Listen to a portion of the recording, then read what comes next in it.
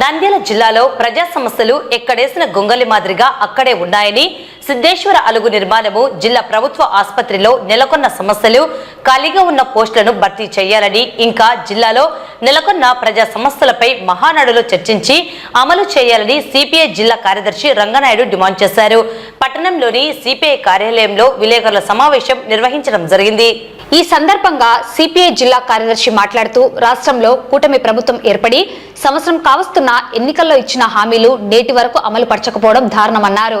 ప్రజాపాలన అమలు పరుస్తామన్న కూటమి ప్రభుత్వ హామీలను అమలు పరచడంలో పూర్తిగా వైఫల్యం చెందారని విమర్శించారు.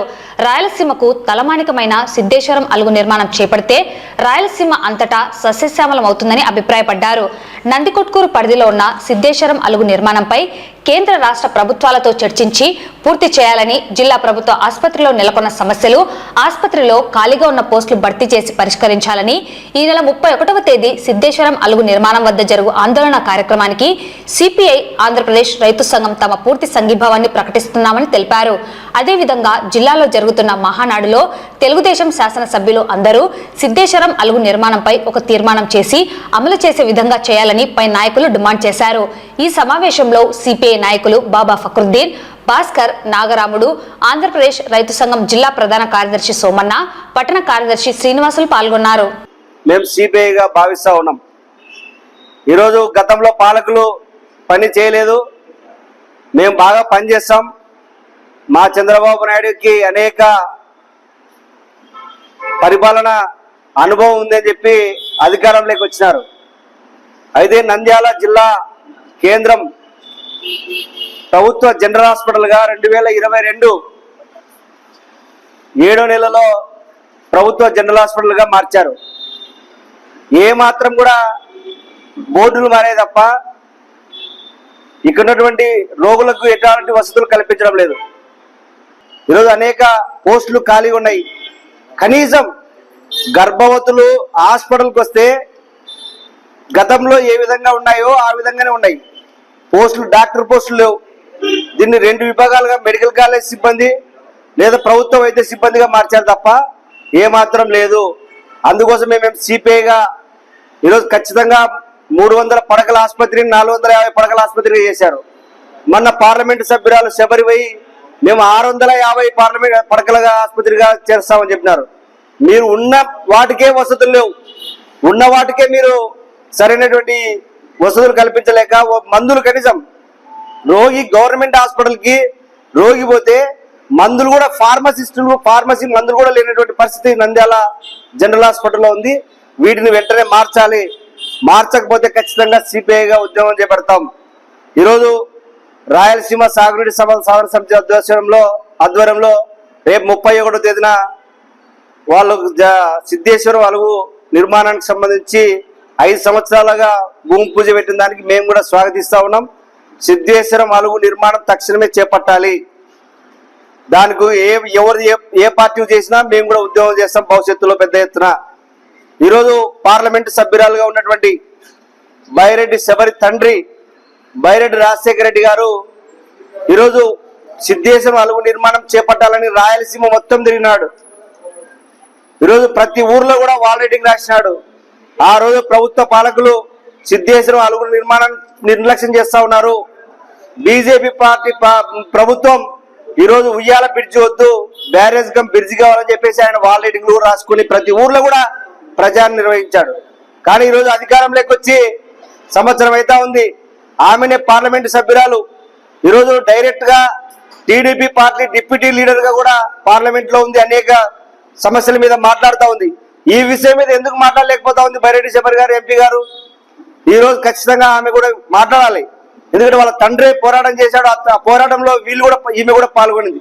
అలాంటి పోరాటం చేసేటువంటి అధికారంలో ఉన్నప్పుడు దానిపైన సంవత్సర కాలంలో ఒక్కరోజు కూడా మాట్లాడలేదు. కాబట్టి మాట్లాడాలి. సిద్ధేశ్వరం అలుగు నిర్మాణం చేపట్టాలి. అదేవిధంగా ఉమ్మడి కర్నూలు జిల్లాలో ఉన్నటువంటి గూండ్రేవుల, వేదవతి, అదేవిధంగా హంద్రినీవా అనేకమైనటువంటి పెండింగ్ ప్రాజెక్టులు ఈరోజు పూర్తి కాలేక నిధులు లేక ఈరోజు గతంలో 2014-19 చంద్రబాబు నాయుడు అధికారంలో ఉన్నప్పుడు గూండ్రేవులకి 228 కోట్ల నిధులు ఇచ్చి ఆ రోజు గవర్నమెంట్ పోయింది. కానీ ఈరోజు అధికారంలోకి వచ్చిన తర్వాత ఒక్కరోజు కూడా మాట్లాడడం లేదు. కాబట్టి తక్షణమే అవి పూర్తి చేయాలని చెప్పేసి మేము సిపిఐగా చెప్తా ఉన్నాం. ఈరోజు కొత్త వాహనం తీసుకొస్తా ఉన్నాడు. ఈరోజు చంద్రబాబు నాయుడు నిన్న కర్నూలు పర్యటనకు వచ్చినట్టు కల్లూరు పర్యటనకు వచ్చిన సందర్భంగా పోలవరం టు బనకచెర్ల మేము ఖచ్చితంగా పూర్తి చేస్తాం. ఎట్లా పూర్తి చేస్తాం? దానికి ఒక విధానం లేదు, ఒక పద్ధతి లేదు. మన జిల్లాలో నంద్యాల జిల్లాలో ఉన్నటువంటి శ్రీశైలం ప్రాజెక్టు నీళ్ళని రాయలసీమ ప్రాంతానికి ఇవ్వకుండా పక్కన ఉన్నటువంటి నాగార్జున సాగర్ కో లేక కింద ఉన్నటువంటి ప్రకాశం బ్యారేజ్ కో నాగార్జున సాగర్ కో వదిలి అక్కడ నుంచి వాళ్ళ నీళ్లు లిఫ్ట్ ఇరిగేషన్ ద్వారా తీసుకొస్తారని చెప్తున్నాడు. ఇదంతా కూడా చాలా మాయ ట్రాష్. దీన్ని మేము సిపిఐగా వ్యతిరేకిస్తా ఉన్నాం. ఈ రోజు మా నీళ్లు మాకే ఉన్నాయి. ఈరోజు శ్రీశైలం బ్యాక్ వాటర్ ఖచ్చితంగా మాకు కావాలి. రాయలసీమ ఎత్తిపోతల పథకాన్ని పూర్తి చేయాలి. అవి పూర్తి చేయకుండా ఈరోజు కేవలం అమరావతి అమరావతి అమరావతి అమరావతి కూడా మేము సిపిఐ కూడా మేము సపోర్ట్ చేశాం.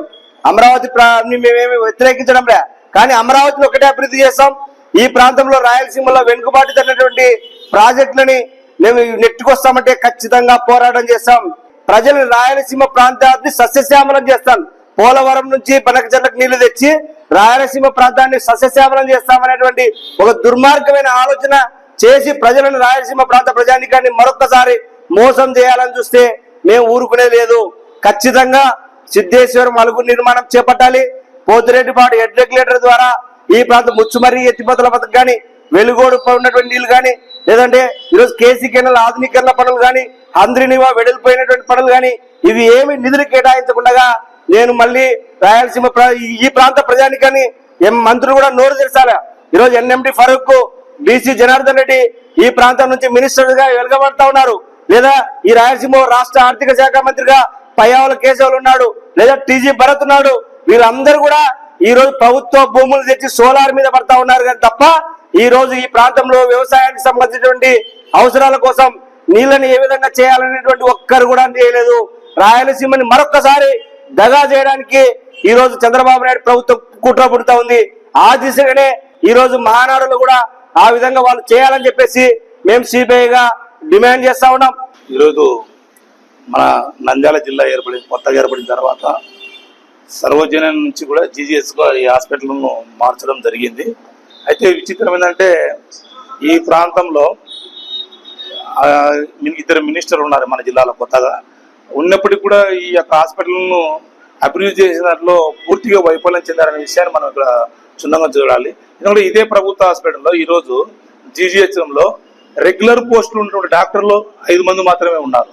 అంటే వేలాది మంది ఇక్కడ పేద రోగులు ఇక్కడికి వస్తున్నప్పటికీ కూడా రెగ్యులర్ డాక్టర్ లేకపోవడం అనేది చాలా బాధాకరము. మన జిల్లాకి సిగ్గుచేటుగా అని చెప్పేసి కూడా మేము ఏఐ వైపుగా కూడా తెలియజేస్తున్నాం.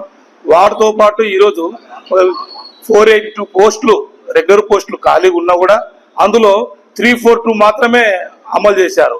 వాటితో పాటుగా కాంట్రాక్ట్ కింద మామూలుగా 303 నోటిఫికేషన్ ఇస్తే దాంట్లో కూడా 73 పోస్టులు మాత్రం ఇచ్చారు. అంటే అవుట్ సోర్సింగ్ కింద కూడా పోస్టులు 133 వదిలినారు.